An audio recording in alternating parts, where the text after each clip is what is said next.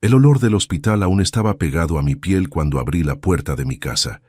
5 meses en coma, después del accidente laboral en la construcción, 5 meses luchando entre la vida y la muerte, y cuando finalmente despierto, cuando finalmente logro regresar a casa, encuentro 3 extraños sentados en mi mesa del comedor, la mesa que yo mismo construí con madera de encino hace 15 años. La mesa donde mi hijo Diego hizo las tareas durante toda su infancia. ¿Quiénes son ustedes? Fue la primera pregunta que salió de mi boca. Mi voz aún estaba ronca por la intubación, muy débil para el momento de confusión que estaba viviendo. El hombre mayor, cabello canoso y lentes graduados, me miró con una sonrisa condescendiente que me heló la sangre. «Somos los padres de Fernanda, suegro», dijo, como si fuera lo más natural del mundo estar en mi casa, tomando café en mi cocina, usando mi azucarero. «Usted debe estar confundido todavía, es normal después del coma». Confundido era poco. Estaba en pánico. ¿Dónde estaba mi hijo? ¿Dónde estaba Fernanda, mi nuera? ¿Por qué había 3 personas extrañas en mi sala como si vivieran ahí? Traté de procesar la información, pero mi mente aún estaba lenta. Los medicamentos aún hacían efecto. Fue cuando Diego apareció en la escalera. Mi hijo de 28 años, el muchacho que crié solo después de que su madre se fuera cuando tenía 10 años. El mismo niño que llevaba en las espaldas cuando estaba muy cansado para caminar. El mismo al que le enseñé a andar en bicicleta, a hacer el nudo de la corbata, a cambiar la llanta del carro. «Papá», dijo, y ya en la forma como habló, sentí que algo estaba mal. No había calidez en la voz, no había el alivio de verme despierto y en casa. Había incomodidad. «Necesitamos platicar». Los suegros de Fernanda siguieron en la mesa, como si fueran dueños de la situación. La mujer, una señora de unos 60 años con permanente en el cabello y cara de pocos amigos, me miraba de arriba abajo como si yo fuera un intruso en mi propia casa. El hombre siguió tomando mi café como si nada hubiera pasado. «Diego, explícame qué historia es esta». Logré hablar, aún apoyado en la puerta de entrada. Mis piernas estaban temblorosas. 5 meses en cama no habían sido generosos con mi musculatura. ¿Por qué hay gente extraña en nuestra casa? Mi hijo miró al suelo, después a los suegros, después a mí nuevamente. En ese momento, supe que mi vida había cambiado para siempre, y no para bien. «Papá, fue lo mejor para todos», dijo, y su voz tenía ese tono que conocía desde pequeño. Era el tono que usaba cuando había hecho algo malo y estaba tratando de justificarlo. «Usted estaba en coma. Los doctores no sabían si iba a despertar. Tuve que tomar algunas decisiones». «¿Qué decisiones, Diego?» Mi voz empezó a salir más firme, la rabia dando fuerza donde los músculos fallaban. Fue cuando Fernanda bajó la escalera. Mi nuera, la muchacha que recibí como hija cuando ella y Diego se casaron hace 3 años. La misma a la que ayudé con el vestido de novia cuando su padre dijo que no pagaría una boda cara. La misma a quien le presté 5,000 pesos para la luna de miel, dinero que hasta hoy no ha regresado a mi bolsillo. Me miró como si fuera un problema por resolver. No había cariño, no había preocupación por mi estado de salud, no había ni siquiera la educación básica de preguntar cómo me estaba sintiendo. Solo había esa mirada fría, calculadora, que estaba viendo por primera vez. «Usted ya tuvo su tiempo», dijo, así de simple, como si mi vida, mis 55 años, mis 30 años de trabajo pesado en la construcción, fueran solo mi tiempo que había terminado. Sus palabras resonaron en la sala como un disparo. Hasta sus padres parecieron sorprendidos por la frialdad de la frase. Diego bajó aún más la cabeza, pero no dijo nada en mi defensa. No dijo una palabra para defender al padre que lo crió solo, que trabajó el doble para que nunca pasara necesidades. Sentí mi pecho apretarse. No era la dificultad para respirar que aún tenía por los medicamentos. Era un dolor diferente, un dolor que empezaba en el corazón y se extendía a cada fibra de mi cuerpo. Era el dolor de entender que el hijo que crié con tanto amor, con tanto sacrificio, me había entregado a extraños como si fuera un mueble viejo. «Papá, ellos van a cuidar bien la casa», dijo Diego, aún evitando mi mirada. «Y usted puede quedarse en el cuartito de atrás. Pensamos en todo». El cuartito de atrás. El cuarto de 3 metros cuadrados, donde guardaba herramientas y donde, en el pasado, los perros dormían cuando hacía mucho frío. Era ahí donde mi propio hijo pensaba que debería vivir de ahora en adelante. No discutí, ni grité, ni lloré, aunque sentía las lágrimas quemando por dentro de los ojos. Solo miré a cada uno de ellos, memoricé sus caras, memoricé ese momento en que descubrí que familia no es sangre, que amor paterno puede no ser correspondido, que una vida entera de dedicación puede valer menos que la conveniencia de suegros que necesitaban un lugar donde vivir. «Está bien», dije, la voz saliendo más calmada de lo que esperaba. «Déjeme solo recoger algunas cosas». Subí a mi cuarto, o mejor dicho, a lo que un día fue mi cuarto. Mi ropa estaba guardada en 2 maletas de viaje recargadas en el rincón. Alguien había empacado mi vida como si ya hubiera muerto. Tomé los documentos importantes del cajón de la cómoda. Los metí en el bolsillo de la chamarra que usé para salir del hospital. Cuando bajé, siguieron en la mesa, tomando café en mi casa, como si nada hubiera pasado. «Papá, ¿para dónde va?», preguntó Diego, y por primera vez escuché un poquito de preocupación en su voz. «A resolver mi vida», respondí, y abrí la puerta de casa. Fue cuando salí de esa casa, la casa que construí ladrillo por ladrillo, donde crié a mi hijo solo durante 18 años, donde imaginé que moriría un día rodeado de nietos y cariño, que entendí lo que significa un hombre perder todo. No era solo la casa, era la dignidad, era el respeto, era el lugar en la propia familia. ¿Cuántas veces un padre traga la falta de respeto pensando que está preservando la unión familiar? ¿Cuántas veces aceptamos migajas de quien debería darnos un banquete de gratitud? Estaba a punto de descubrir que a los 55 años, después de casi morir, un hombre todavía puede escoger entre aceptar el papel de estorbo o luchar por su propia dignidad. Su teléfono empezó a sonar 2 horas después de que salí de casa, y no dejó de sonar durante 3 días seguidos. Pero eso solo lo entenderás cuando te cuente todo lo que pasó antes de ese momento, y todo lo que hice después. Si ya sentiste que una vida entera de trabajo como padre valía menos que un capricho momentáneo de tu hijo, quédate conmigo hasta el final de esta historia, porque lo que pasó después de esa tarde me enseñó que un hombre solo pierde la dignidad cuando acepta ser tratado como un estorbo en su propia casa. Suscríbete al canal para no perderte los próximos relatos. Hay muchos padres por ahí que necesitan escuchar esto. Antes de continuar, si te gustan relatos reales como este, de historias que muestran que nunca es tarde para que un hombre recupere su valor, suscríbete al canal y activa la campanita, porque aquí no cuento historias de víctimas, cuento historias de hombres que decidieron reaccionar. Me llamo Roberto Silva, tengo 55 años, y necesito regresar un poco en el tiempo para que entiendas cómo llegué a ese momento, saliendo de mi propia casa como si fuera un intruso, cargando mi vida en 2 maletas. Porque esta historia va a hacer que muchos padres reconsideren lo que están aceptando en nombre del amor familiar. Mi vida como padre comenzó cuando tenía 27 años. Diego nació después de 3 años de matrimonio con Sandra, mi ex esposa. Trabajaba como albañil en esa época, ganaba poco, pero lo suficiente para sostener una familia pequeña. Recuerdo el día que cargué a mi hijo en brazos por primera vez.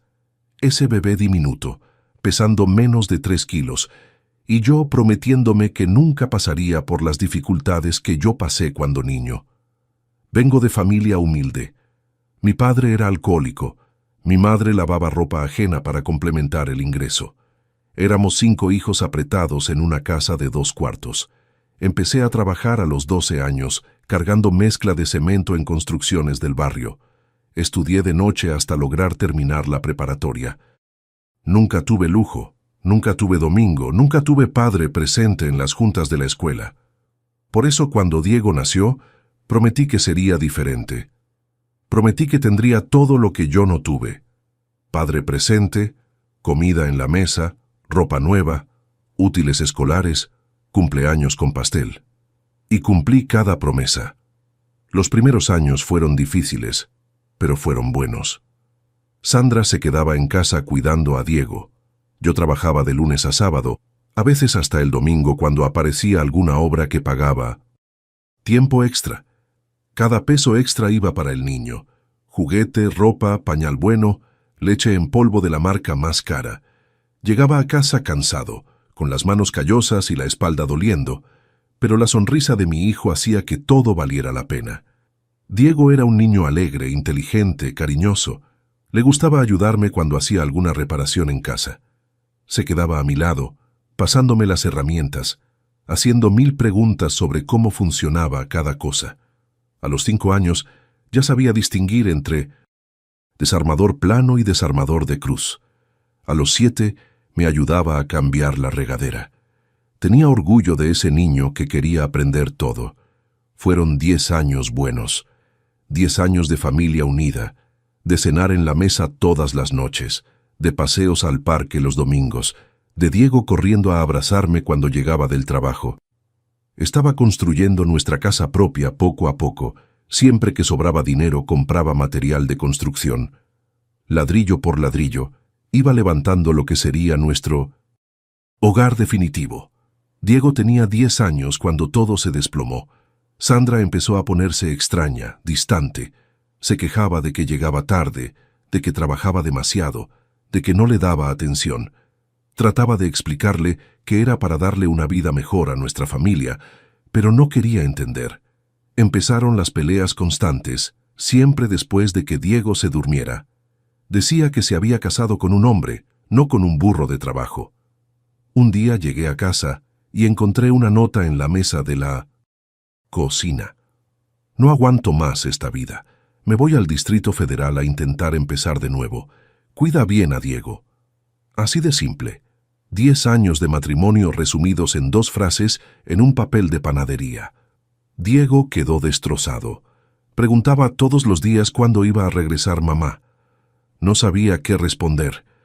¿Cómo explicarle a un niño de 10 años que su madre simplemente abandonó a la familia? ¿Cómo decirle que ella escogió una vida nueva en el DF en lugar de quedarse y construir junto con nosotros? Fue ahí que mi vida de verdad como padre comenzó. Padre y madre al mismo tiempo. Trabajar de día, cocinar de noche, ayudar con la tarea, llevarlo al doctor, ir a las juntas de la escuela, lavar ropa, planchar ropa, hacer comida para el día siguiente. Todo solo. Los primeros meses fueron una pesadilla. Llegaba de la obra muerto de cansancio y todavía tenía que hacerme cargo de la casa y del niño. Diego se quedaba con la vecina después de la escuela hasta que yo llegara. Muchas veces lo encontraba llorando, extrañando a su mamá. Me sentaba a su lado, lo abrazaba fuerte y le prometía que los dos íbamos a salir adelante. Y salimos. Lentamente, fuimos encontrando nuestra rutina. Diego aprendió a arreglársela solo en algunas cosas. Yo aprendí a cocinar más allá de espagueti y huevo frito. Organizamos la vida de una forma que funcionara para los dos. Los fines de semana íbamos a pescar al lago de la ciudad o veíamos películas juntos en el sillón. Era nuestra familia de 2 hombres. Diego creció siendo mi compañero. Me ayudaba en las reparaciones de la casa, íbamos juntos al súper. Sabía que nuestra situación económica era justa. Nunca pidió nada exagerado, nunca fue consentido. Aprendí a valorar cada logro nuestro, cada mejora en la casa, cada electrodoméstico nuevo que logramos comprar. Cuando cumplió 15 años, conseguí un trabajo mejor en una constructora grande.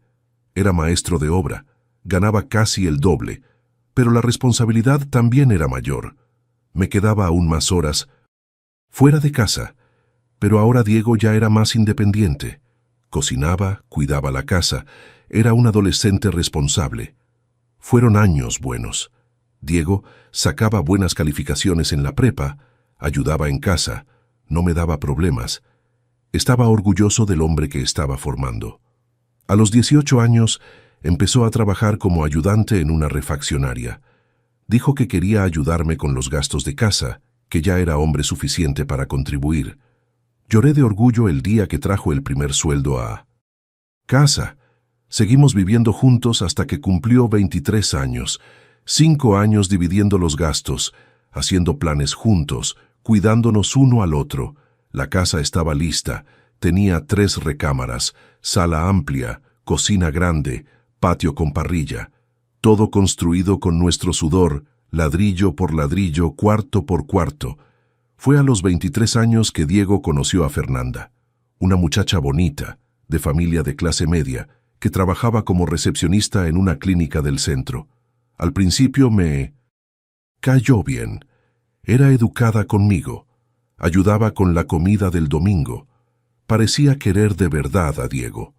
Noviaron 2 años antes de decidir casarse. Estaba feliz por mi hijo. Había encontrado una compañera. Estaba empleado en un taller mecánico ganando bien. Nuestra casa estaba lista para recibir a la nueva familia. Les ofrecí la recámara principal al matrimonio. Dije que yo me quedaría en la recámara más chica. Era natural que el hijo casado tuviera el mejor espacio de la casa. La boda fue sencilla pero bonita. Yo pagué la fiesta, el vestido, la decoración, la luna de miel. Gasté mis ahorros de 5 años en esa boda, pero estaba feliz. Era la boda de mi único hijo, el muchacho que crié solo, que se estaba volviendo un hombre de familia. Los primeros meses fueron tranquilos. Fernanda cocinaba bien, cuidaba la casa, parecía estar adaptándose. Diego siguió trabajando en el taller, yo en la constructora. Éramos una familia de 3 personas conviviendo bien en la casa que construí. Pero poco a poco, sutilmente, las cosas empezaron a cambiar. Fernanda empezó a hacer comentarios sobre que la casa era pequeña, sobre lo bueno que sería si tuvieran su privacidad. Diego empezó a llegar más tarde del trabajo, a quedarse menos tiempo platicando conmigo en la sala. Las comidas juntos se volvieron más raras. Un día, como 1 año después de la boda, Fernanda vino a platicar conmigo. Dijo que sus padres estaban pasando por dificultades económicas, que habían perdido la casa y necesitaban un lugar temporal para quedarse. Preguntó si podrían quedarse en el cuarto de visitas por algunas semanas hasta organizarse. Acepté, claro. Era familia de mi hijo ahora y nuestra casa tenía espacio. Algunas semanas se volvieron algunos meses. Los suegros de Fernanda se instalaron en el cuarto de visitas como si fuera para siempre. Empezaron a opinar sobre la organización de la casa, la comida, la televisión, en todo. Diego parecía no molestarse. Cuando trataba de platicar con él sobre la situación, decía que era temporal, que debería ser comprensivo, que la familia era así, ayudarse unos a otros. Me tragué las quejas porque no quería crear conflicto en la casa. Fue en esa época que sufrí el accidente. Una losa mal apuntalada se derrumbó en la obra donde trabajaba. Traumatismo cráneoencefálico grave, 5 costillas rotas, perforación en el pulmón. Estuve 5 meses en coma en la UCI del hospital regional. 5 meses donde mi hijo tomó las mejores decisiones para todos, como dijo.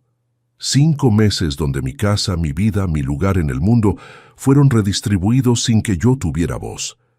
Cuando salí de ese hospital, después de casi morir, después de meses luchando por la vida, encontré 3 extraños en mi mesa del comedor y descubrí que mi propio hijo me había reducido a un estorbo que debería aceptar el cuartito de atrás como acto de caridad. Hay dolores que un hombre traga por años, hasta que un día la garganta no aguanta más, y cuando sale por la puerta de su propia casa cargando la vida en 2 maletas, se da cuenta de que el dolor más profundo no es físico. Es descubrir que el hijo que criaste solo te ve como un problema por resolver. Mirando hacia atrás ahora, me doy cuenta de que las señales estaban todas ahí. Solo no quise verlas porque cuando uno ama a un hijo, prefiere creer que ciertos cambios son pasajeros, que ciertas actitudes son solo una mala racha que va a pasar. La primera señal que debería haberme alertado fue cuando Fernanda empezó a hablar sobre nuestra casa, refiriéndose solo a ella y a Diego. Pasó unas 3 semanas después de que sus padres se mudaron al cuarto de visitas. Estábamos cenando y ella comentó que quería cambiar el color de la pared de la sala. En nuestra casa, creo que quedaría mejor un tono más claro, dijo mirando directamente a Diego, como si yo ni estuviera en la mesa. Esta es la casa del papá, respondió Diego, pero su voz no tenía la firmeza que yo esperaba. Tenía ese tono de quien solo está cumpliendo protocolo. ¡Ay, claro!, dijo Fernanda, pero su sonrisa no llegó a los ojos. Perdón, suegro, es que ya nos sentimos tan en casa aquí. Dejé pasar. Pensé que era solo una forma de expresarse, una manera cariñosa de demostrar que se estaba sintiendo bien en nuestra familia. ¡Qué error! Algunas semanas después llegó un recibo de luz altísimo, casi el doble de lo normal. Cuando pregunté, descubrí que los padres de Fernanda habían traído un aire acondicionado portátil y lo dejaban prendido todo el día.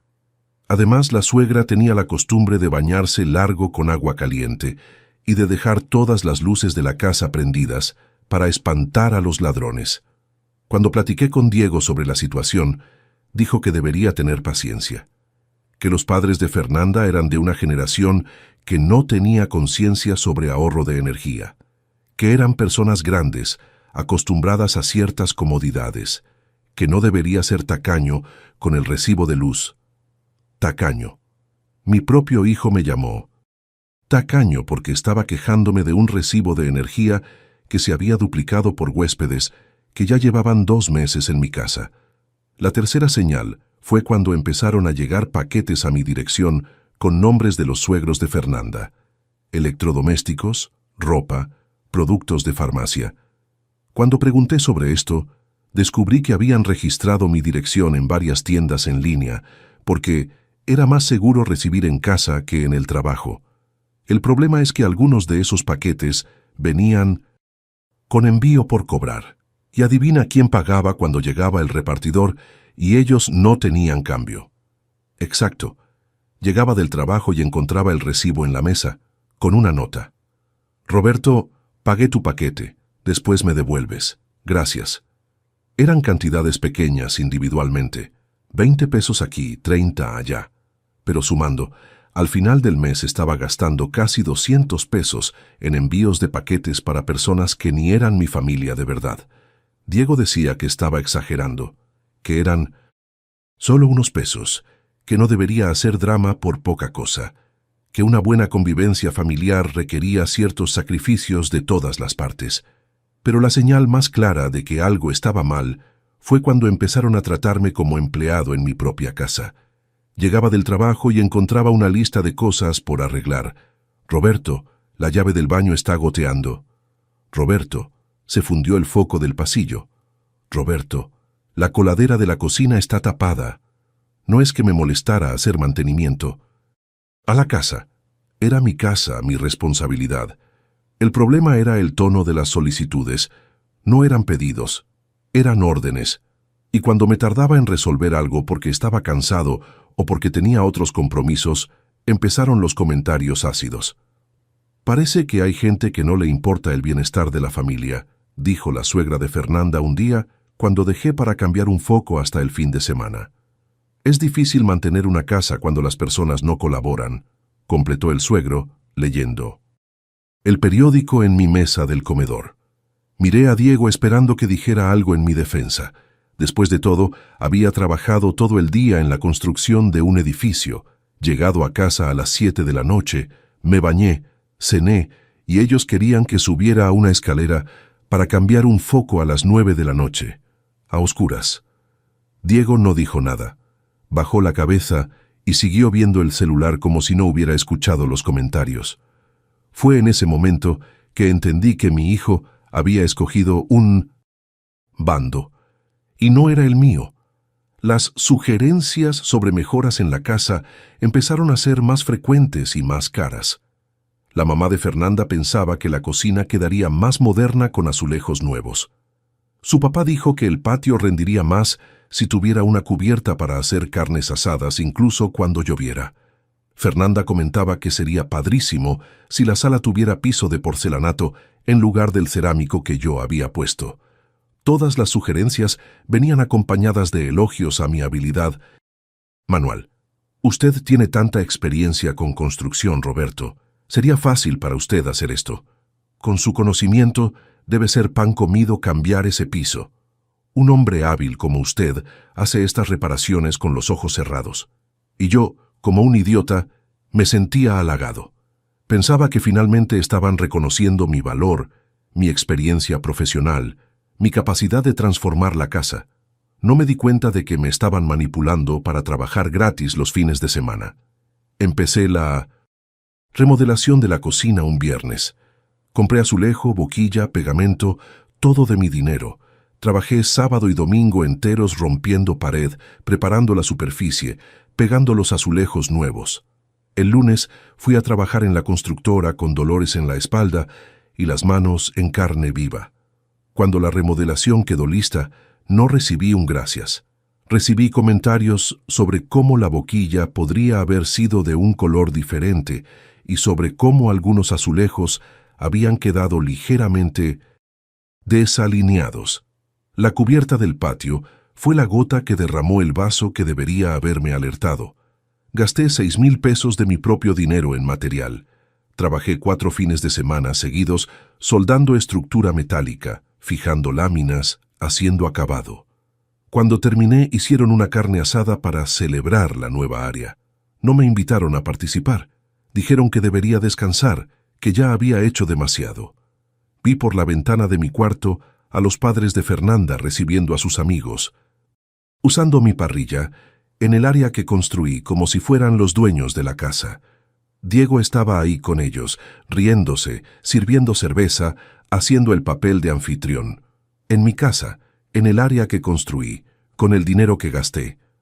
Esa noche, acostado en la cama, escuchando el ruido de la fiesta que pasaba en mi patio sin mí, entendí que me había vuelto peón de mi propia casa.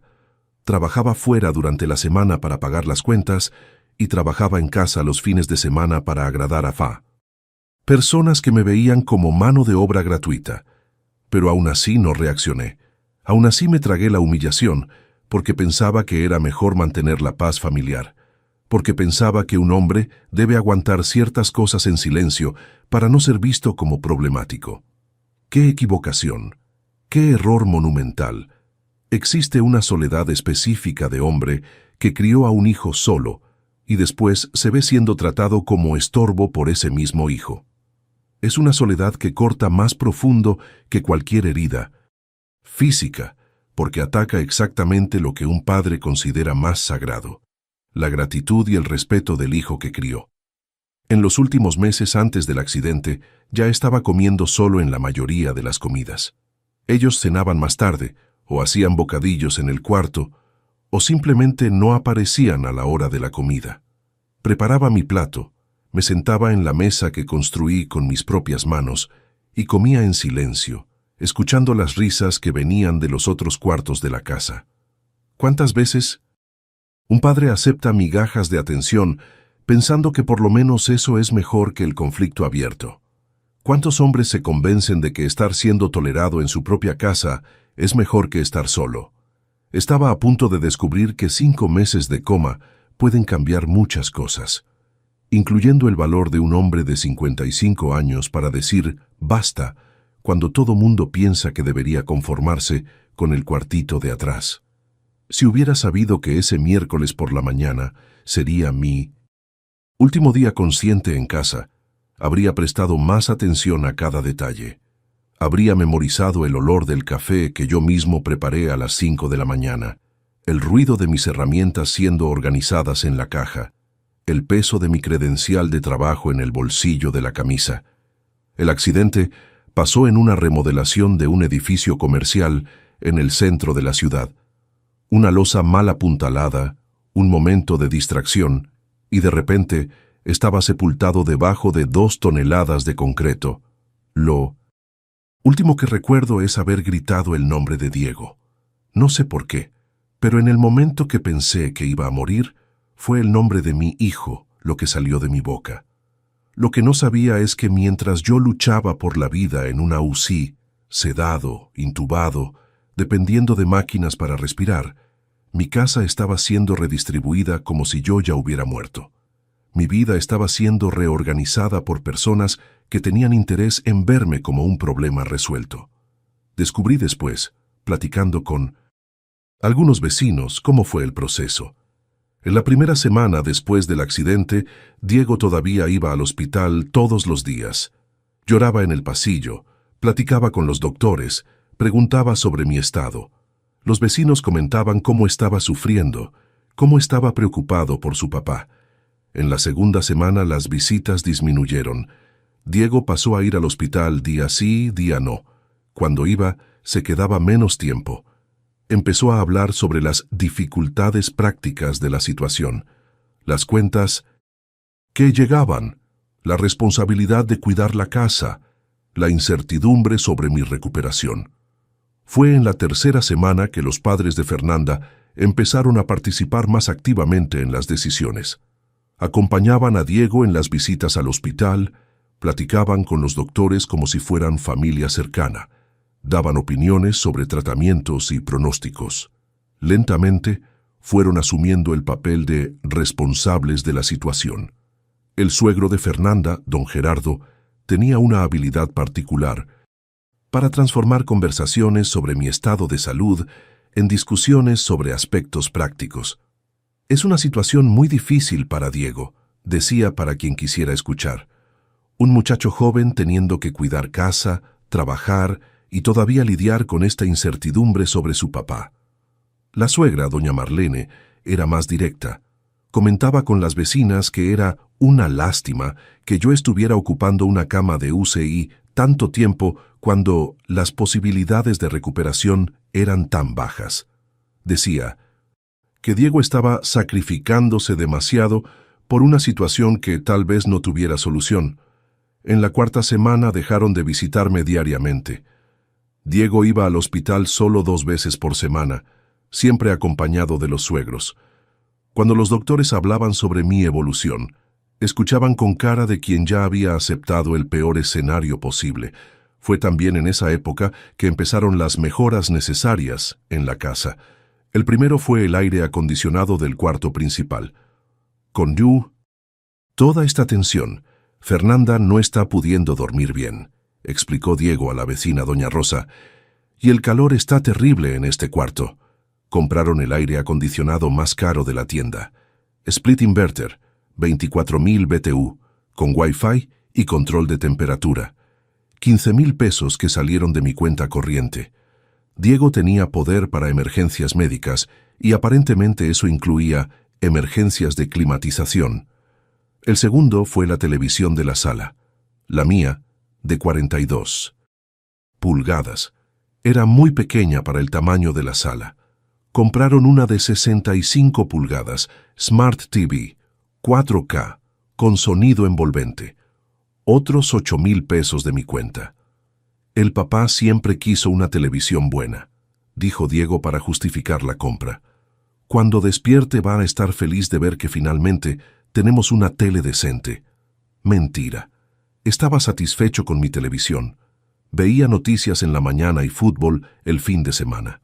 No necesitaba Smart TV ni 4K, pero ahora tenía una, pagada, con mi dinero, para el entretenimiento de personas que ya habían decidido que no despertaría para usarla.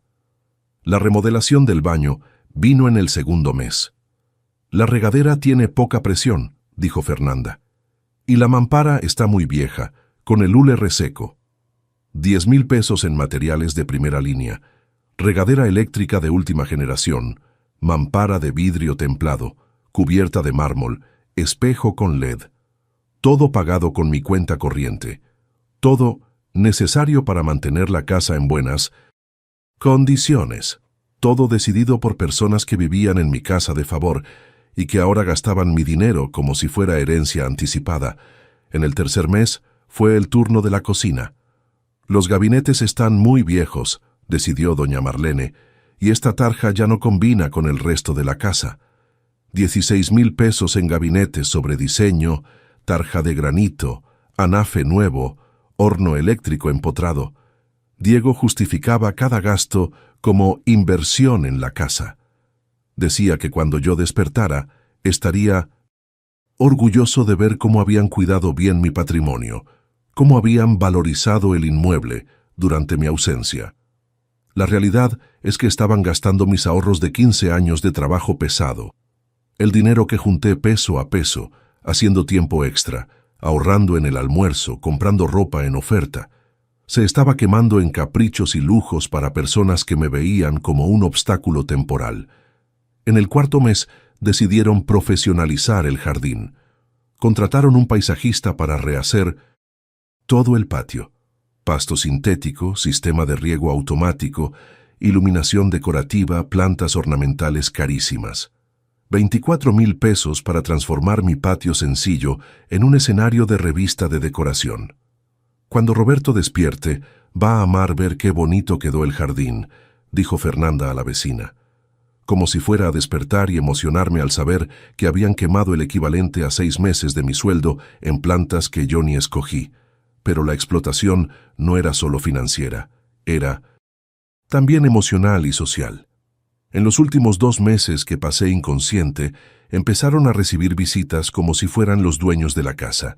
Carnes asadas el fin de semana, cenas entre semana, reuniones familiares de los padres de Fernanda. Mis vecinos comentaban lo extraño que era ver tanta actividad en mi casa mientras yo estaba internado. Cómo los suegros de Fernanda parecían muy cómodos para personas que estaban solo ayudando temporalmente. Cómo Diego parecía más un invitado que un hijo de la casa. Doña Rosa, que vivía en la casa de al lado hace 20 años, me contó después que cierta vez preguntó a Fernanda cómo me estaba recuperando. La respuesta fue: todavía no sabemos si va a despertar. Los doctores dicen que puede quedarse así para siempre. Cuando doña Rosa ofreció ayuda, si necesitaban algo, Fernanda respondió: nosotros nos estamos arreglando bien, ya nos acostumbramos a la situación. Ya se habían acostumbrado a la situación, a mi ausencia, a la libertad de gastar mi dinero, al control total de mi casa, a la vida que habían construido encima de la posibilidad de mi muerte. Lo que más dolía después, cuando supe todo esto, no era ni el dinero gastado. Dinero se recupera trabajando. Lo que dolía era entender que mi propio hijo había participado activamente en el proceso de borrarme de mi propia vida. Diego no era víctima de las circunstancias, no estaba siendo manipulado por los suegros contra su voluntad. Estaba participando conscientemente en un plan para asumir mi casa y mi cuenta bancaria, como si yo ya hubiera muerto. Porque mientras yo luchaba contra la muerte en una UCI, dependiendo de respirador artificial, él estaba escogiendo papel tapiz para el cuarto que sería nuestro cuarto, cuando yo ya no lo necesitara más. Mientras los doctores trabajaban para mantenerme vivo, él estaba planeando una vida donde yo ya no existía. Existe un dolor específico que solo un padre puede entender. Es el dolor de descubrir que el hijo que criaste, solo que amaste incondicionalmente, que trabajaste el doble para darle todo, estaba deseando secretamente que no despertaras, porque sería más fácil así, más práctico, más conveniente. Una herencia sin testamento es mucho más simple que un padre vivo cobrando explicaciones sobre 60,000 pesos gastados en remodelaciones innecesarias. Un muerto no cuestiona, no se queja, no estorba los planes.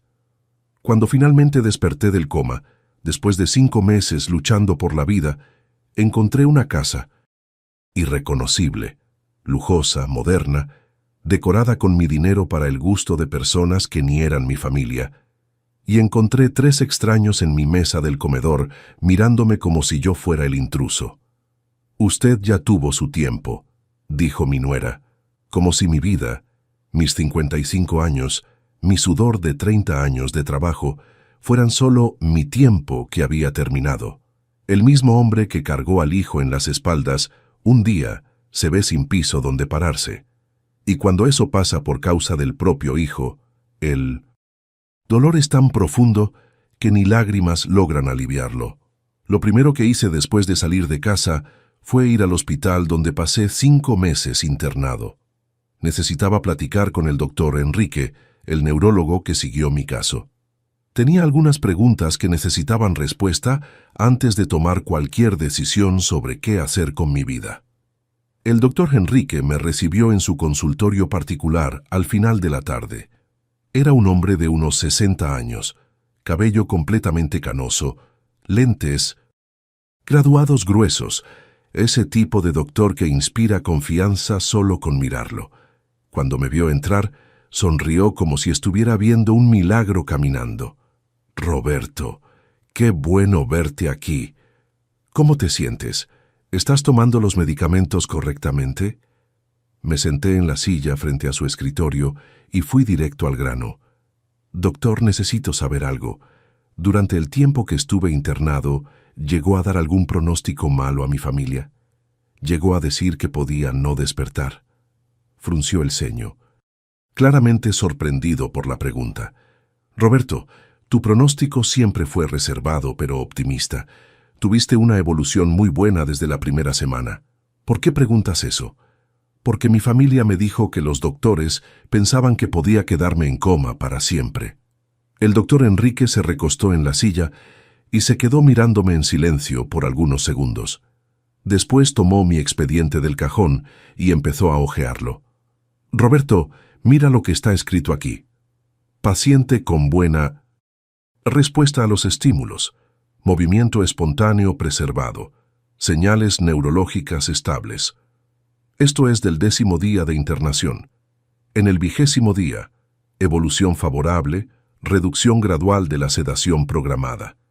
En el 30º día, paciente demuestra señales de despertar espontáneo, pronóstico optimista para recuperación completa». Cada frase que leía era como un golpe en el estómago.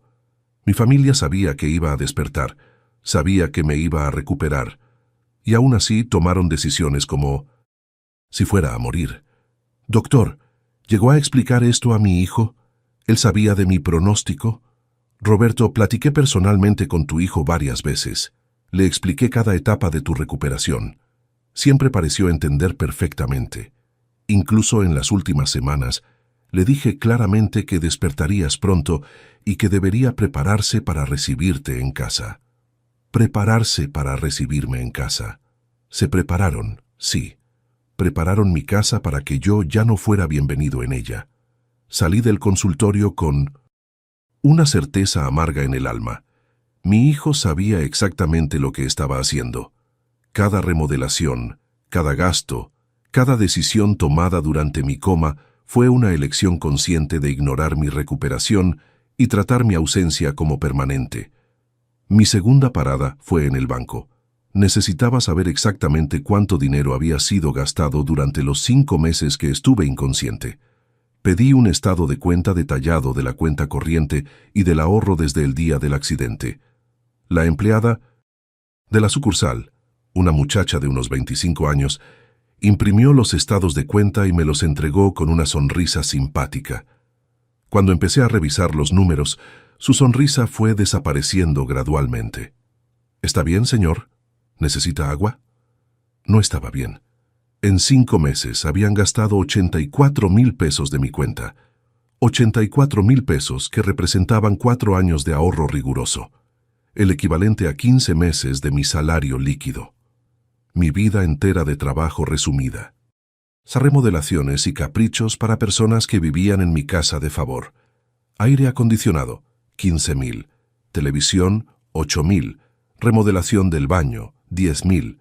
Cocina sobre diseño, 16,000. Paisajismo, 24,000.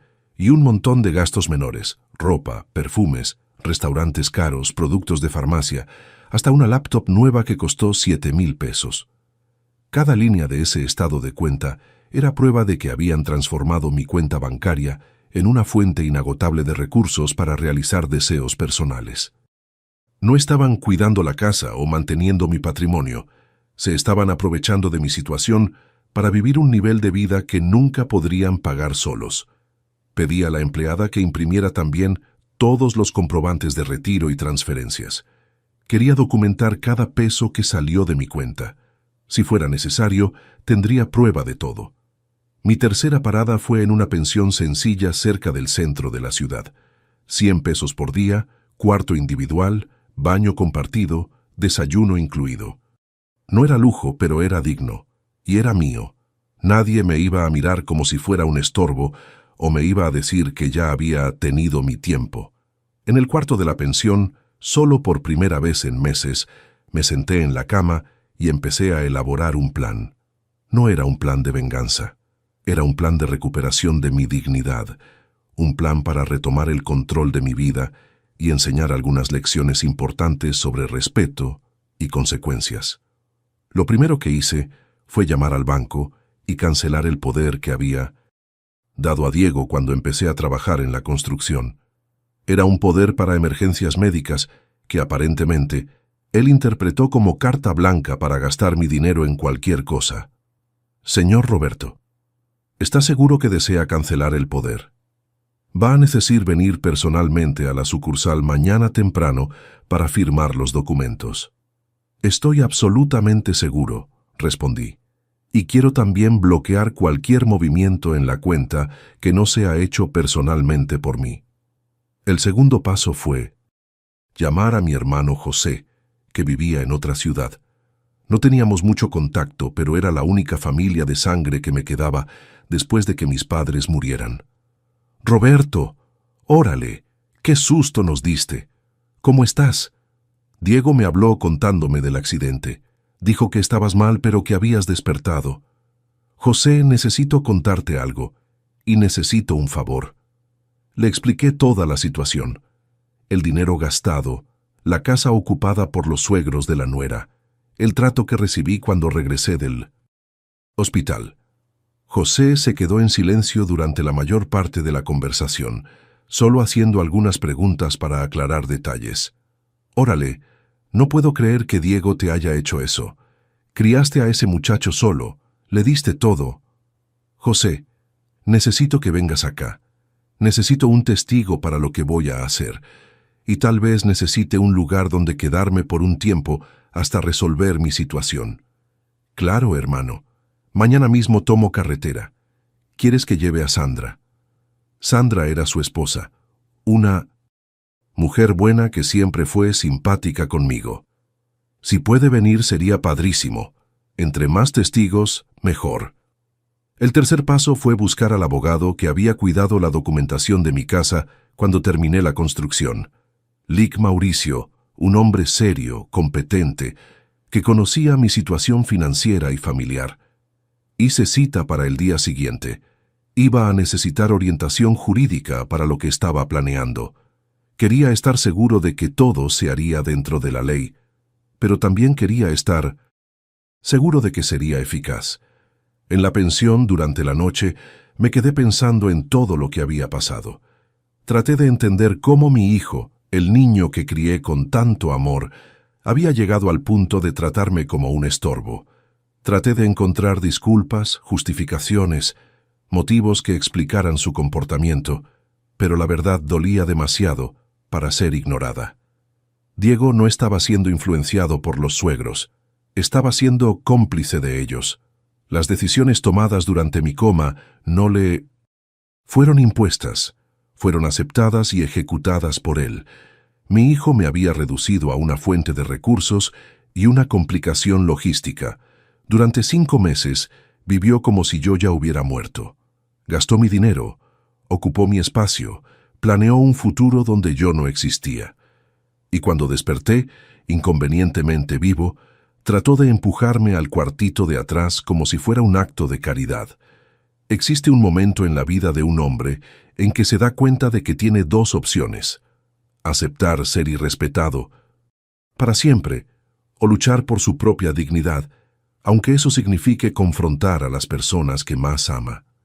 Yo estaba en ese momento, a los 55 años, después de criar un hijo solo, después de casi morir en un accidente, después de descubrir que mi propia familia me veía como desechable, había llegado a la encrucijada más importante de mi vida.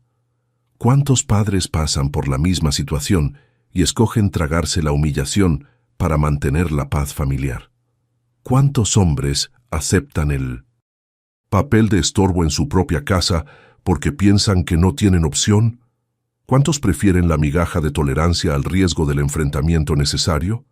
Estaba a punto de descubrir que un hombre nunca es muy viejo para recuperar su dignidad, que nunca es tarde para enseñar respeto a quien olvidó el significado de la gratitud, que algunos puentes después de quemarse no necesitan ser reconstruidos, aunque hayas ayudado a construirlos.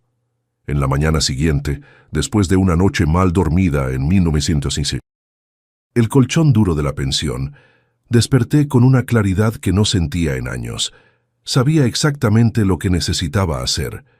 Sabía que sería doloroso, que sería definitivo, que cambiaría mi relación con mi hijo para siempre. Pero también sabía que era necesario, porque un hombre que no lucha por su propia dignidad no puede enseñar dignidad a nadie, y un padre que acepta falta de respeto de sus propios hijos está enseñando que irrespetarlo no tiene consecuencias. Era hora de enseñar algunas lecciones que deberían haberse aprendido hace mucho tiempo. La primera llamada de Diego llegó 2 horas después de que salí de casa. Estaba en el cuarto de la pensión, organizando las pocas pertenencias que había llevado, cuando el teléfono sonó. Miré su nombre en la pantalla y escogí no contestar. Quería que sintiera el sabor de la ansiedad, de la incertidumbre, de la falta de control. Quería que experimentara un poquito de lo que sentí cuando desperté y ya no sabía cuál era mi lugar en el mundo. La segunda llamada llegó 15 minutos después. Esta vez contesté. «Papá, ¿dónde está? Necesitamos platicar». Se fue sin decir nada. Dije lo que tenía que decir, Diego.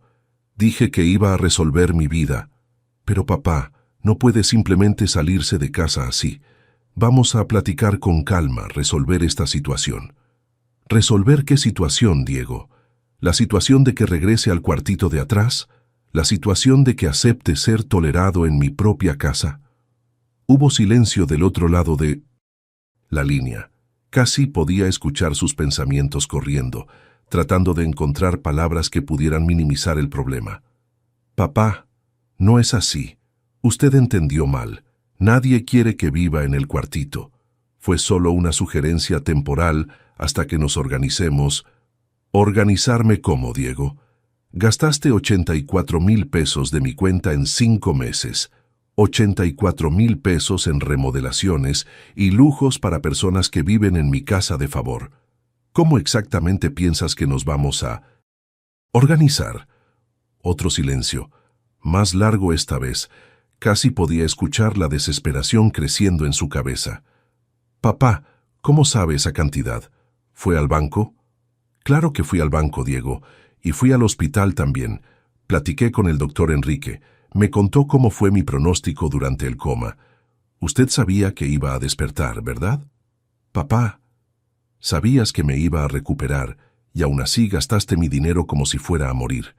Sabías que iba a regresar a casa y aún así dejaste que los suegros de Fernanda se instalaran como dueños de la situación. No es así, papá. Usted está interpretando todo mal. Entonces explícame cómo es, Diego. Explícame cómo gastar 15,000 pesos en aire acondicionado para el cuarto principal es cuidar la casa para mi regreso. Explícame cómo comprar una TV de 8,000 pesos es pensar en mi bienestar». La tercera persona entró a la llamada. Era la voz de Fernanda al fondo. «Dile que podemos platicar sobre eso, que podemos devolver el dinero poco a poco». Devolver poco a poco, como si fuera un favor que estaban haciendo. Como si 84,000 pesos fuera una cantidad que podrían devolver poco a poco con el sueldo de mecánico de Diego y el trabajo de recepcionista de Fernanda. «Diego, ¿dónde piensan que van a conseguir 84,000 pesos para devolverme?» «Nosotros le echamos ganas, papá, pero usted necesita regresar a casa. Platicamos, resolvemos todo en buena onda». «No voy a regresar a casa, Diego. Esa ya no es mi casa. Esa es la casa donde ustedes viven, donde ustedes toman decisiones, donde ustedes gastan el dinero que quieran. Yo no tengo lugar en esa casa». «Papá, no diga eso. Claro que tiene lugar. ¿En el cuartito de atrás? Silencio nuevamente. No podía negar que era exactamente eso lo que me había ofrecido. Papá, vamos a resolver esto. Usted está molesto. Es normal, pero vamos a platicar y resolver. Colgué el teléfono. 10 minutos después, volvió a llamar. No contesté. 15 minutos después, otra. La llamada. Tampoco contesté. En 2 horas Diego había llamado 12 veces. Las últimas llamadas vinieron acompañadas de mensajes de WhatsApp. Papá, por favor conteste el teléfono. Papá, estamos preocupados. Acaba de salir del hospital. Papá, vamos a resolver esto en familia. Papá, ¿dónde está? Por lo menos diga que está bien. En la mañana siguiente, mi hermano José llegó de viaje. Era extraño ver a mi hermano ahí, porque normalmente solo nos encontrábamos en velorios o bodas. Pero cuando me vio en el vestíbulo de la pensión, me abrazó fuerte como cuando éramos niños. ¿Cómo estás, mano? Sobreviviendo, José. Sobreviviendo y aprendiendo. Fuimos a desayunar a una panadería cerca de la pensión. Le conté todos los detalles que no había mencionado en la llamada. Los gastos excesivos, las remodelaciones innecesarias, la forma como me recibieron cuando regresé del hospital. Roberto, ¿qué quieres hacer? ¿Quieres pelear en la justicia? Quiero mi dignidad de vuelta, José. Y quiero que entiendan que no pueden tratar a un padre como basura desechable. ¿Y cuál es el plan? Fue ahí que le expliqué lo que había platicado con el LIC. Mauricio, el abogado, la tarde anterior. Mi casa estaba a mi nombre. Tenía derecho legal de recuperar la posesión, de escoger quién podía o no vivir ahí. Tenía derecho de exigir la salida de ocupantes no autorizados. Pero antes del aspecto legal, quería hacer algo que afectara su psicología. Quería que sintieran lo que yo sentí cuando descubrí que ya no era bienvenido en mi propia casa. El plan era simple: aparecer en la casa a la hora del almuerzo, cuando todos estarían reunidos, acompañado de mi hermano como testigo, y dar un plazo de 72 horas para que los suegros de Fernanda dejaran mi casa. Después de eso, iniciaría las medidas legales necesarias. Pero antes de ir a casa, teníamos otra parada que hacer. José me acompañó al banco. Quería cerrar completamente cualquier acceso que otras personas tuvieran a mis cuentas. Cancelar tarjetas adicionales, cambiar contraseñas, dejar claro que solo yo podría mover mi dinero. Fue en la sucursal que descubrí otra sorpresa desagradable. Además del poder que Diego había usado para gastar mi dinero, también había solicitado una tarjeta de crédito adicional a mi nombre. Una tarjeta con límite de 10,000 pesos que estaba siendo usada regularmente. El estado de cuenta de la tarjeta mostraba gastos en restaurantes caros, tiendas de ropa, farmacias, súpers gourmet, gasolineras. En 5 meses había gastado más de 30,000 pesos en la tarjeta de crédito. 30,000 pesos que yo ni sabía que existían. Señor Roberto, esta tarjeta fue solicitada con base en el poder. Todos los documentos están en orden, explicó la gerente. ¿Y ahora? ¿Cómo hago para cancelar esta tarjeta y no pagar esta deuda que yo no hice? El señor puede impugnar las compras, pero necesita probar que no autorizó los gastos. Como la tarjeta fue emitida con base en un poder válido, puede ser complicado. Otros 30,000 pesos. En total, mi hijo y mi nuera habían gastado 114,000 pesos en 5 meses. 114,000 pesos que representaban más de 5 años de ahorro riguroso. José estaba sentado a mi lado, escuchando todo en silencio. Cuando salimos de la sucursal, movió la cabeza con indignación. Roberto, esto no es solo ingratitud. Esto es robo, puro y simple. Por eso vamos a resolver esto de una vez por todas. Llegamos a mi casa a las 2 de la tarde de un jueves. Toqué la puerta y esperé. Escuché pasos, conversaciones bajas del otro lado, como si estuvieran decidiendo quién iba a abrir. Finalmente, la puerta se abrió. Era Fernanda. Cuando me vio parado en el umbral de la puerta con mi hermano al lado, su expresión cambió completamente. Salió de la frialdad calculista hacia algo cercano al pánico. Suegro. Regresó. Esta es mi casa, Fernanda. Yo no regresé. Vine. Entramos sin ser invitados. En la sala, encontramos a sus padres viendo la tele nueva de 65 pulgadas que habían comprado con mi dinero. Diego estaba en el trabajo, pero los suegros estaban en casa como siempre, disfrutando el hogar que habían creado a mis costillas. Don Gerardo, doña Marlene, ustedes tienen 72 horas para salirse de mi casa. Don Gerardo se levantó del sillón despacio, con esa calma arrogante de quien piensa que puede controlar cualquier situación. Roberto, usted está alterado. Vamos a platicar con calma. No hay nada que platicar. Ustedes están viviendo en mi casa hace meses sin pagar un peso de renta. Gastaron mi dinero en remodelaciones que yo no autoricé. Ustedes tienen 72 horas para irse. No puede hacer eso, dijo doña Marlene, su voz saliendo más estridente que lo normal. Nosotros vivimos aquí hace meses. Tenemos derecho. ¿Qué derecho, doña Marlene? Ustedes son huéspedes que extendieron demasiado la estadía. Yo soy el propietario, tengo la escritura, pago predial, puedo escoger quién vive en a mi casa. Fue ahí que Fernanda trató de intervenir. Suegro, vamos a esperar a que llegue Diego. Resolvemos esto en familia. ¿Familia? La miré como si estuviera viendo un marciano. Usted me dijo que ya tuve mi tiempo. ¿De qué familia está hablando? José estaba grabando la conversación en su celular. Era orientación del abogado para documentar todo lo que se dijera. Fernanda, ustedes gastaron 114,000 pesos en 5 meses. 114,000 pesos de mi dinero en cosas que nunca pedí, nunca autoricé, nunca quise. ¿Podemos explicar eso? Explique entonces. Explique por qué necesitaban un aire acondicionado de 15,000 pesos mientras yo estaba en coma. Explique por qué era necesario una tele nueva de 8,000 pesos. Explique por qué gastaron 24,000 pesos en paisajismo cuando ni sabían si iba a despertar. Don Gerardo trató de retomar el control de la situación. Roberto, las remodelaciones valorizaron su casa. Debería agradecer, no quejarse.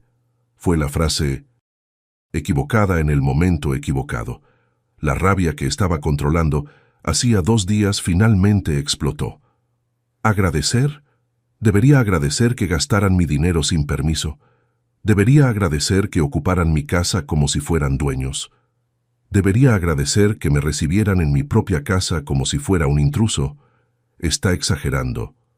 72 horas, repetí, la voz saliendo firme y definitiva. Después de eso, regreso aquí con alguacil y policía. Ustedes escogen. ¿Se van por las buenas o se van por las malas? Fernanda empezó a llorar. No era llanto de tristeza, era llanto de desesperación de quien se da cuenta de que el esquema acaba de desmoronarse. Suegro, no tenemos a dónde ir. Debían haber pensado en eso antes de gastar mi dinero como si fuera de ustedes. Debían haber pensado en eso antes de tratarme como estorbo en mi propia casa. Salimos de ahí dejando 3 personas en pánico total. José estaba impresionado con la frialdad que logré mantener durante la conversación. Órale, fuiste quirúrgico, no esperaban eso. Pensaban que iba a aceptar cualquier migaja de tolerancia. Pensaban que un hombre de 55 años que casi se murió iba a estar agradecido por tener un rinconcito donde vivir. El teléfono empezó a sonar antes de que llegáramos a la pensión. Diego, desesperado, tratando de entender qué estaba pasando. Esta vez contesté, ¿qué onda, Diego? Papá, ¿qué historia es esa de que va a correr a la familia de Fernanda? No puede hacer eso. Puedo. Y lo hice. Tienen 72 horas. Papá, ellos no tienen a dónde ir. Su problema, Diego. Debían haber pensado en eso antes de convertir mi casa en hotel gratis. Papá, vamos a platicar. Esto no va a resolver nada. Sí va a resolver, Diego.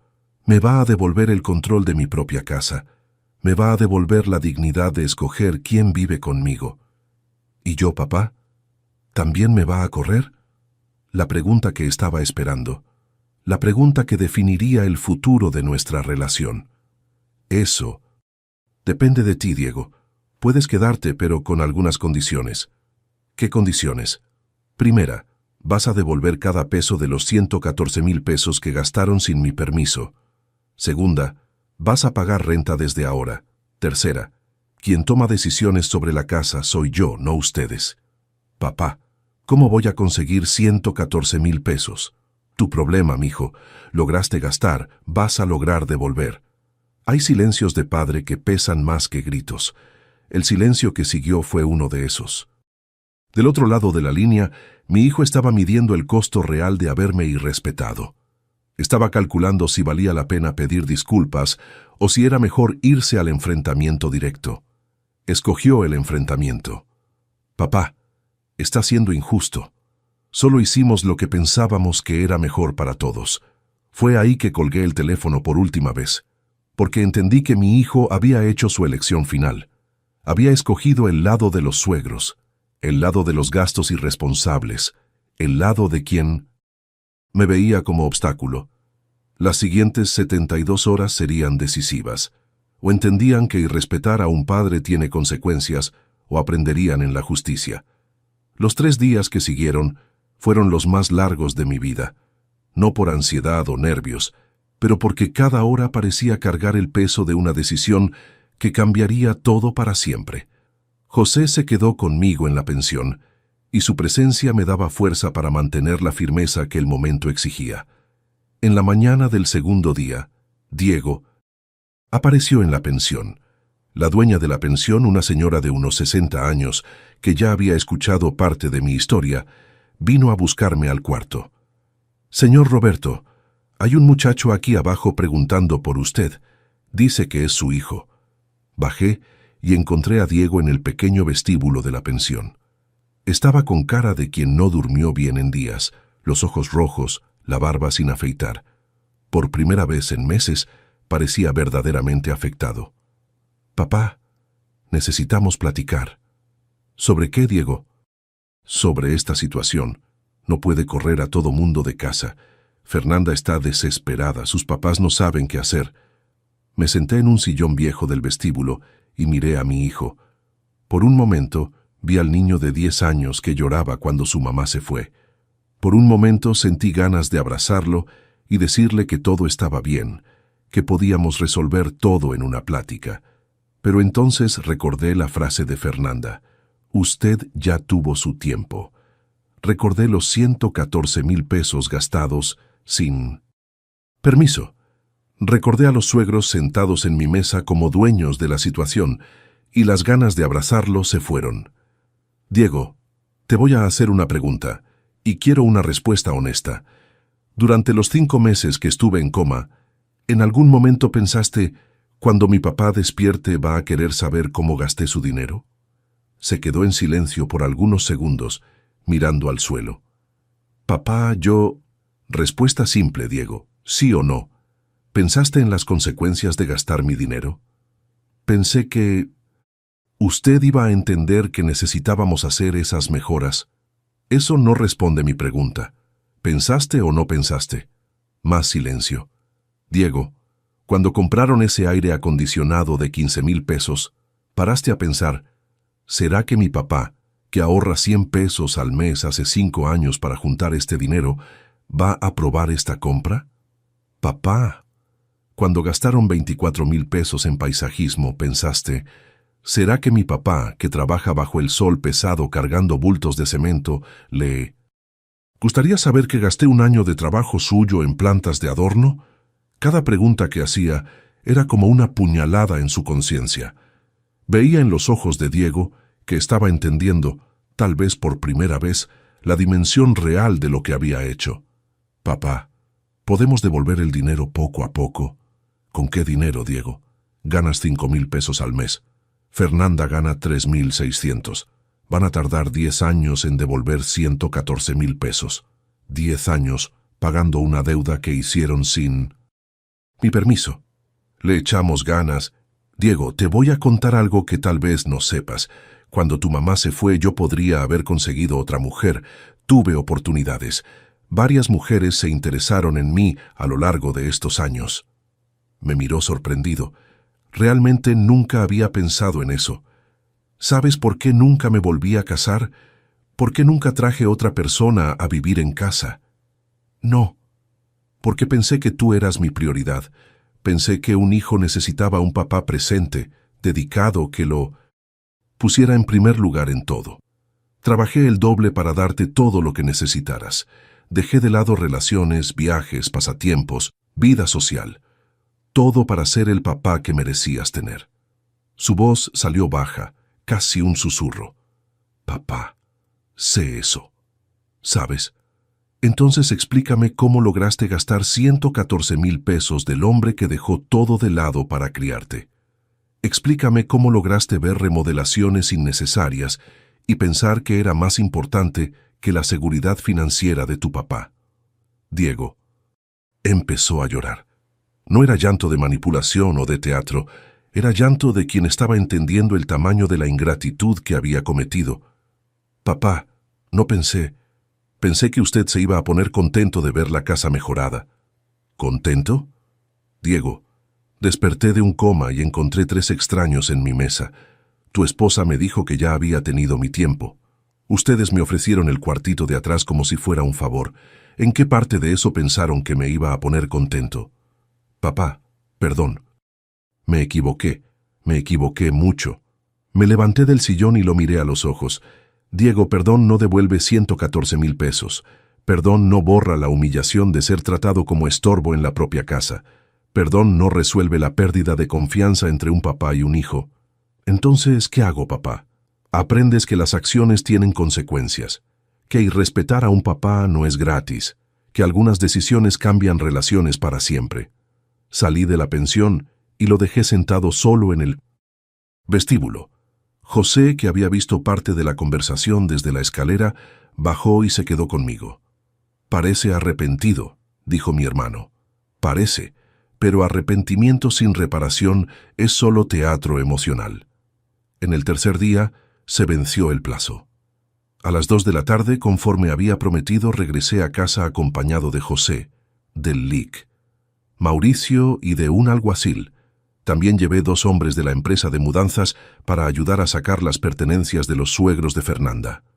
Cuando toqué la puerta, quien abrió fue el propio Diego. Miró a todo mundo parado en la banqueta y entendió que ya no había plática posible. ¿Papá? Se acabó el plazo, Diego. ¿Dónde están los papás de Fernanda? Se fueron a casa de la hermana de mi suegra. Salieron anoche. ¿Y sus cosas? Están en el cuarto, empacadas en maletas. Entramos a la casa y fuimos directo al cuarto que ocupaban los suegros de Fernanda. Realmente estaba todo empacado. Ropa, objetos personales, documentos. Habían salido sin enfrentamiento, sin drama, sin tratar de resistir legalmente. Los hombres de la mudanza cargaron todo al camión en menos de media hora. Cuando terminaron, la casa estaba vacía de los invasores, pero todavía cargada de tensión. Fernanda estaba sentada en la sala, llorando en silencio. Diego estaba recargado en la pared, con cara de quien ya no sabía qué hacer. ¿Y ahora?, preguntó. Ahora ustedes deciden si quieren seguir viviendo aquí en mis condiciones, o si prefieren buscar otro lugar para vivir. ¿Qué condiciones, papá? El LIC. Mauricio sacó un papel del bolsillo y se lo entregó a Diego. Aquí está el contrato de renta. 2,000 pesos al mes por el cuarto de ustedes, más división proporcional de los recibos de luz, agua, gas y predial. Diego miró el papel como si fuera una sentencia de muerte.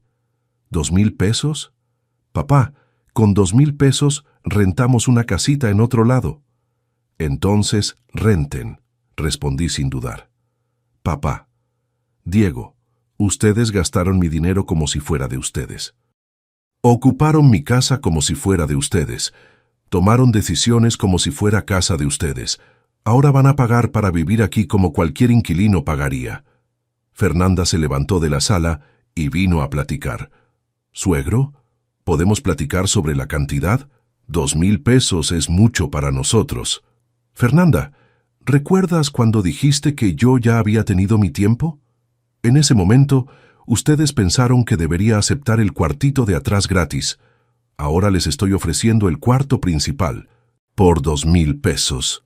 Si no sirve, ahí está la puerta. La frialdad en mi voz me sorprendió hasta a mí mismo, pero era necesaria. Era la única forma de dejar claro que la dinámica había cambiado definitivamente. ¿Y los 114,000 pesos? Preguntó Diego. El lic. Mauricio entregó otro papel. Aquí está el acuerdo de pagos, 1,000 pesos al mes durante 10 años, con corrección monetaria anual por inflación. ¿1,000 pesos al mes?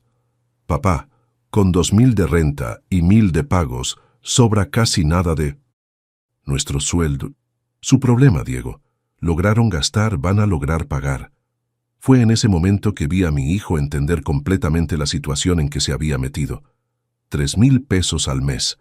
De su sueldo de 5,000, sobrarían 2,000 pesos. Del sueldo de Fernanda de 3,600, sobrarían 3,600. 5,600 pesos para 2 personas vivir. Apretado, pero posible. ¿Y si no aceptamos?, preguntó Fernanda. Entonces, se van hoy, y los demando en la justicia. Por los 114,000 pesos íntegros, más intereses, más corrección monetaria. Y todavía los demando por apropiación indebida de recursos. El alguacil confirmó. Exacto. El señor Roberto tiene derecho legal a todas esas medidas. Diego y Fernanda se miraron por algunos segundos. Estaban calculando las opciones, midiendo los perjuicios, tratando de encontrar una tercera alternativa que no existía. Necesitamos tiempo para decidir, dijo Diego. Tienen hasta las 6 de la tarde. Después de 1950. Eso, o firman los contratos o desocupan la casa. Salimos y los dejamos solos para platicar. José, Lic. Mauricio, el alguacil y yo fuimos a tomar café en una panadería cerca de casa. Me sentía extrañamente calmado, como si acabara de resolver un problema que me molestaba desde hace mucho tiempo. Roberto, ¿crees que van a aceptar las condiciones?, preguntó José. No sé, y para ser sincero, no sé ni siquiera que acepten. ¿Cómo? José, durante 5 meses vivieron como si yo hubiera muerto. Gastaron mi dinero, ocuparon mi espacio, planearon una vida sin mí. Aunque acepten las condiciones, ¿cómo voy a convivir con personas que me ven como estorbo? El lic. Mauricio intervino. Roberto, desde el punto de vista legal, estás haciendo todo correcto. Pero desde el punto de vista emocional, necesitas estar preparado para la posibilidad de romper definitivamente con tu hijo. Licenciado, mi hijo rompió conmigo cuando escogió gastar mi dinero sin permiso, cuando escogió recibirme en mi casa como si fuera un intruso, cuando permitió que su esposa dijera que yo ya había tenido mi tiempo. La ruptura ya pasó. Solo la estoy reconociendo oficialmente. A las 5:30 de la tarde, regresamos a casa. Diego me estaba esperando en la sala, solo. Fernanda no estaba en ningún lugar. ¿Dónde está Fernanda?, pregunté. Se fue a casa de su hermana. Dijo que no quiere vivir aquí pagando renta. ¿Y tú? Diego me miró a los ojos por primera vez en días. Papá, quiero quedarme. Quiero intentar componer nuestra relación. Sé que me equivoqué. Sé que rompí su confianza, pero quiero intentar otra vez. ¿Y vas a poder pagar 3,000 pesos al mes solo? Voy a tener que conseguir un segundo trabajo. Va a estar apretado, pero voy a poder. Miré a mi hijo y vi algo que no veía desde hace mucho tiempo. Vi humildad, vi reconocimiento del error, vi disposición para aceptar las consecuencias de sus propios actos. Diego, voy a aceptar que te quedes, pero las reglas son claras. Pagas renta, pagas la mensualidad de la deuda y entiendes que esta casa es mía. Las decisiones son mías. Si no estás de acuerdo con algo, puedes buscar otro lugar donde vivir. Entiendo, papá. Y otra cosa, Diego. Esto no significa que nuestra relación regresó a lo que era antes. La confianza se recupera despacio, muy despacio. Firmó los contratos esa misma noche. El lic. Mauricio explicó cada cláusula, cada obligación, cada consecuencia del incumplimiento. Todo estaba documentado, todo estaba legal, todo estaba protegido. Cuando todo mundo se fue, nos quedamos solos en la casa por primera vez desde que desperté del coma. Diego se fue a su cuarto, yo me fui al que siempre fue mi cuarto, el principal, y que ahora volvía a ser mío oficialmente. Acostado en mi cama, en mi casa, con control total de la situación, me sentí bien por primera vez en meses. No era felicidad plena, porque la relación con mi hijo estaba lastimada, tal vez para siempre, pero era dignidad recuperada. Era respeto conquistado a la fuerza. Era la sensación de que un hombre de 55 años todavía podía enseñar algunas lecciones sobre consecuencias. En el primer mes, con las nuevas reglas, Diego consiguió un segundo trabajo como vigilante nocturno en una empresa de seguridad. Trabajaba en el taller durante el día y hacía vigilancia 3 noches por semana. Siempre estaba cansado, siempre corriendo, siempre contando dinero. Pero estaba pagando, religiosamente. El día 5 de cada mes dejaba 3.000 pesos en la mesa de la cocina, sin atraso, sin disculpa, sin queja. Poco a poco empezamos a platicar otra vez. Conversaciones prácticas sobre cuentas de casa, sobre reparaciones necesarias, sobre la rutina doméstica. Nada profundo, nada emocional, pero era un comienzo. Una noche, como 2 meses después de que Fernanda se fue, Diego llegó a casa del segundo trabajo y me encontró viendo tele en la sala. «Papá, ¿puedo sentarme un rato?» «Puedes». Se sentó en la otra punta del sillón y se quedó en silencio por algunos minutos, solo viendo la televisión. Papá, entendí algo. ¿Qué? Durante estos meses, pagando renta y trabajando 2 empleos, entendí cuánto esfuerzo hizo para criarme solo. Entendí lo que significa trabajar el doble para mantener una casa. No respondí nada, solo escuché. Nunca había valorado eso antes. Nunca había pensado en cuánto trabajó, cuánto se sacrificó, cuántas cosas dejó de hacer por mi culpa. ¿Y ahora entiendes? Ahora entiendo que cuando gasté su dinero, sin permiso, estaba tirando años de su vida, años de trabajo pesado, de ahorro, de sacrificio. Era la primera vez desde el accidente que mi hijo demostraba comprensión real de lo que había hecho. No era solo culpa o arrepentimiento, era entendimiento maduro de las consecuencias de sus propios actos. Diego, no hice esos sacrificios esperando gratitud eterna. Lo hice porque era mi obligación como papá. Pero tampoco esperaba ser tratado como estorbo cuando ustedes asumieron que iba a morir.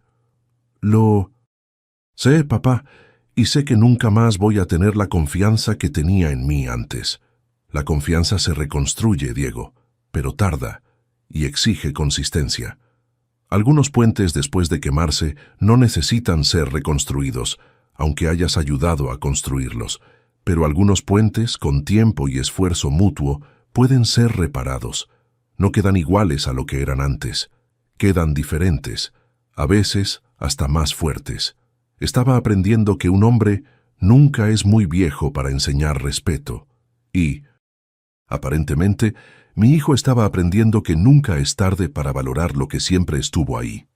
Hoy, 2 años después de ese momento en que salí de casa cargando mi vida en 2 maletas, estoy sentado en la terraza que construí en el lugar donde antes estaba el jardín paisajístico de 24,000 pesos.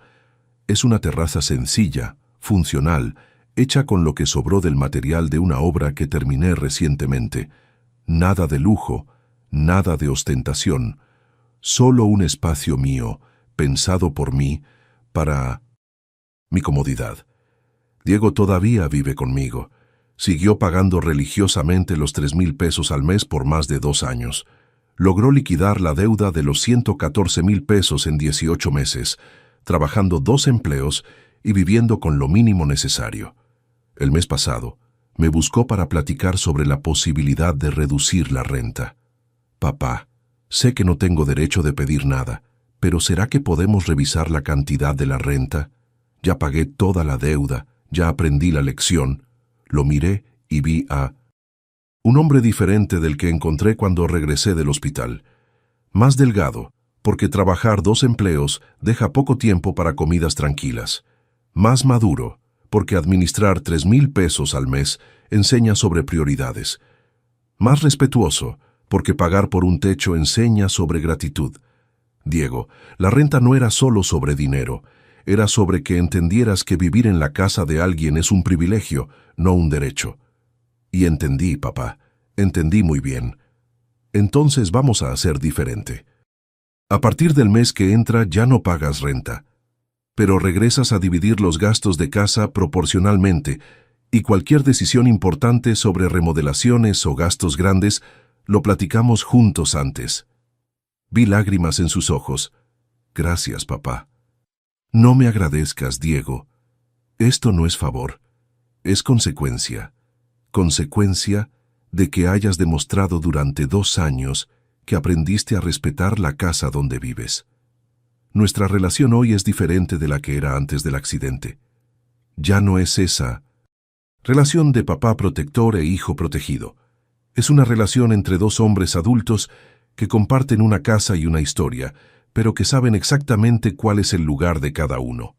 Diego nunca más tomó una decisión sobre la casa sin consultarme. Nunca más gastó dinero que no era suyo. Nunca más trató nuestra convivencia como si fuera un derecho garantizado. Y, lo más importante, nunca más permitió que alguien me faltara al respeto en mi propia casa. Fernanda apareció algunas veces durante estos 2 años, tratando de reconciliarse. Lloraba, pedía disculpas, prometía que había cambiado.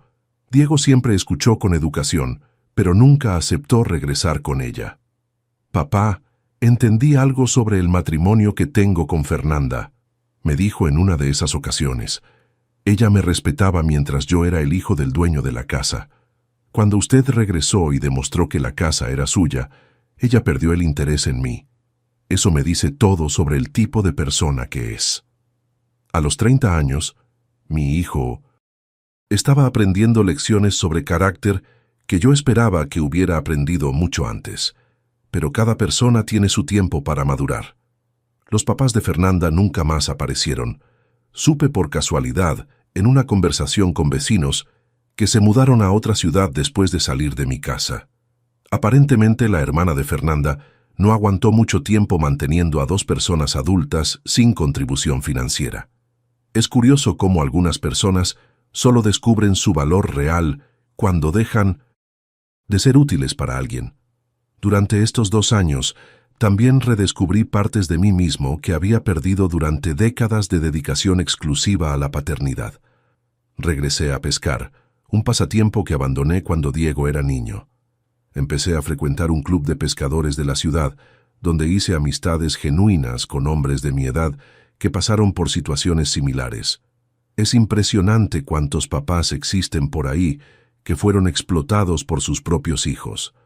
Cuántos hombres de 50, 60, 70 años que trabajaron toda la vida para darles todo a los hijos y después fueron tratados como estorbo cuando los hijos crecieron y se casaron.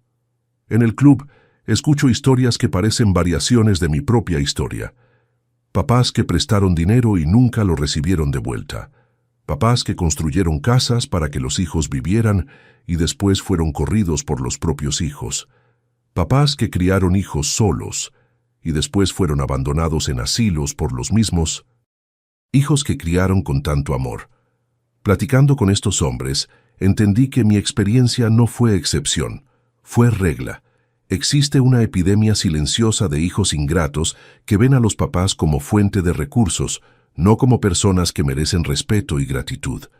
Pero también platicando con ellos, entendí que la mayoría acepta esa situación en silencio, acepta ser irrespetado para mantener la paz familiar, acepta ser explotado para no perder al hijo, acepta migajas de atención para, por lo menos, tener algo de contacto. Yo casi fui por ese camino. Si no fuera por esa frase de Fernanda, usted ya tuvo su tiempo, tal vez habría aceptado el cuartito de atrás. Tal vez me habría tragado la humillación para no crear problemas. Tal vez me habría conformado con las migajas de tolerancia que estaban dispuestos a ofrecerme. ¿Qué error habría sido? La lección más importante que aprendí en estos 2 años es que un papá que no exige respeto de los hijos está enseñando falta de respeto. Un hombre que acepta cualquier trato para no quedarse solo está garantizando que siempre será maltratado. La dignidad no es negociable, el respeto no es favor, la gratitud no es opcional. Cuando un hijo adulto trata al papá como estorbo, no es problema del papá, es problema del hijo. Y si el hijo no quiere resolver ese problema voluntariamente, le toca al papá enseñar las consecuencias a la fuerza. Algunos papás tienen miedo de enfrentar hijos ingratos porque piensan que van a perder al hijo. La verdad es que si necesitas aceptar falta de respeto para mantener al hijo cerca, ya perdiste al hijo hace mucho tiempo. Lo que estás manteniendo cerca no es hijo, es explotador. Hijo de verdad no explota al papá, no gasta el dinero del papá sin permiso, no trata al papá como inconveniente, no le dice al papá que ya tuvo su tiempo. Hijo de verdad honra al papá, independientemente de la edad que tenga. Respeta al papá, independientemente de cuánto dinero tenga el papá. Valora al papá, independientemente de cuánto pueda ofrecer el papá. Si eres papá y estás pasando por situación parecida a la que pasé, necesitas entender algo. No les debes nada a tus hijos adultos. Ya cumpliste tu obligación cuando los criaste, educaste, alimentaste, vestiste, les diste estudio. Todo lo que hagas después de eso es favor. Y favor no se cobra, se agradece. Si tus hijos adultos no entienden eso, el problema no es tuyo, es de ellos. Y te toca decidir si vas a enseñar esa lección a través del diálogo o a través de las consecuencias. Yo intenté el diálogo durante años. Me tragué faltas de respeto pequeñas, esperando que la situación mejorara sola.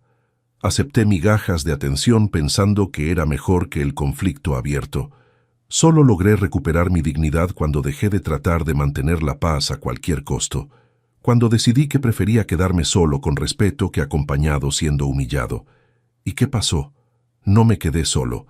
Reconquisté el respeto de mi hijo, pero lo reconquisté en mis condiciones, no en las condiciones de él.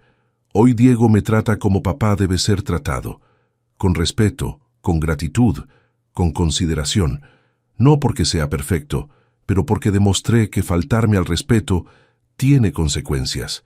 Si la historia de mi vida como padre tocó tu corazón, quiero saber de dónde estás viendo. Escribe aquí en los comentarios tu ciudad, tu estado o hasta tu país. Déjame saber que este mensaje llegó hasta ti. Y si conoces algún papá que está aceptando menos de lo que merece, comparte este video, porque hay muchos hombres que necesitan entender que valorarse no es egoísmo, es necesidad. Si este relato te hizo reflexionar, deja un comentario contándome de dónde estás viendo. Escribe también qué sentiste al escuchar esta historia. Cuéntame, ¿ya tuviste que poner límites con tus hijos? Y si esta historia te hizo pensar, deja tu like y suscríbete al canal para seguir acompañando historias reales de hombres que escogieron su dignidad. Porque aquí no contamos historia de víctima, contamos historia de renacer. Un abrazo desde casa propia, en mi terraza, tomando el café que yo mismo hice, a la hora que quise hacerlo. Y recuerda, construiste mucho más que una familia. Construiste un hombre que merece respeto. ¿Cuántas veces nosotros, hombres, nos tragamos la falta de respeto en nombre de la paz? ¿Cuántos papás están financiando su propia humillación?